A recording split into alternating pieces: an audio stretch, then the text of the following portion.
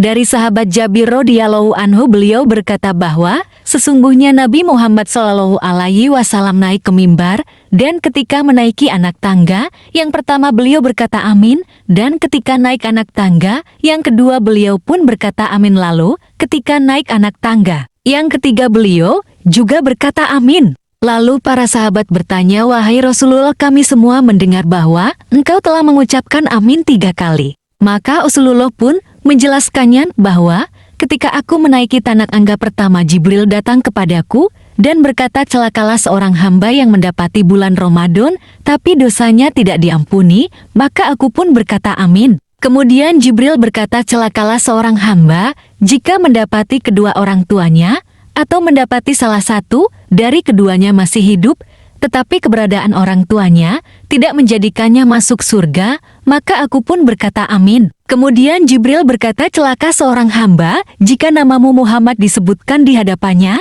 tapi dia tidak bersolawat kepadamu, aku pun juga berkata amin. Hadis riwayat Ibnu Huzaimah. Lalu, kenapa malaikat Jibril mendoakan demikian, dan Rasulullah pun mengaminkannya? Karena sudah jelas bahwa bulan Ramadan juga disebut bulan penuh pengampunan, sedangkan inti ibadah di bulan Ramadan adalah berpuasa sebagaimana firman Allah pada surat Al-Baqarah ayat 183.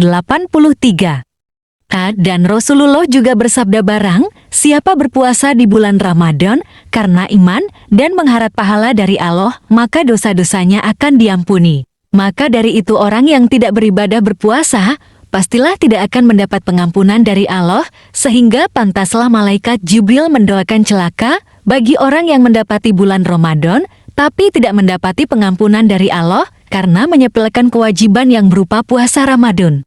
Kemudian bagi orang yang telah disebutnya nama Nabi Muhammad di hadapannya tapi tidak dibalas dengan bersolawat, maka pantaslah didoakan malaikat Jibril jadi orang celaka, karena betapa tidak bisa menghargai dan memuliakan seorang Rasul yang benar-benar telah mengkhawatirkan umatnya dengan penuh kasih cintanya sampai pada hari kiamat nanti. Bahkan ketika Rasulullah sampai pada ajalnya, masih memikirkan umatnya dengan ucapan ummati-ummati, sehingga sangatlah keterlaluan bagi orang-orang yang tidak bersolawat kepada Nabi Muhammad Shallallahu Alaihi Wasallam, sedangkan Allah sendiri dan para malaikatnya senantiasa bersolawat kepadanya. Sebagaimana firman Allah yang ada pada Al-Quran. Tapi arti solawatnya Allah adalah rahmat kasih sayang Allah yang selalu tercurahkan pada Nabi Muhammad Shallallahu Alaihi Wasallam. Adapun orang yang menyia-nyiakan kesempatan untuk memuliakan dan berbakti pada orang tua, sungguh patulah celaka seperti doa malaikat Jibril yang diamini Rasulullah. Karena bagaimanapun keadaannya, orang tua selalu mendahulukan kepentingan anak. Terlebih-lebih orang tua sebagai ibu, tidak ada batasan kasih sayang dari mengandung, melahirkan, serta merawatnya dengan penuh ketulusan, sehingga banyak perintah Allah dan Rasul-Nya pada Quran dan hadis untuk memuliakan, berbuat baik, serta berbakti terhadap orang tua.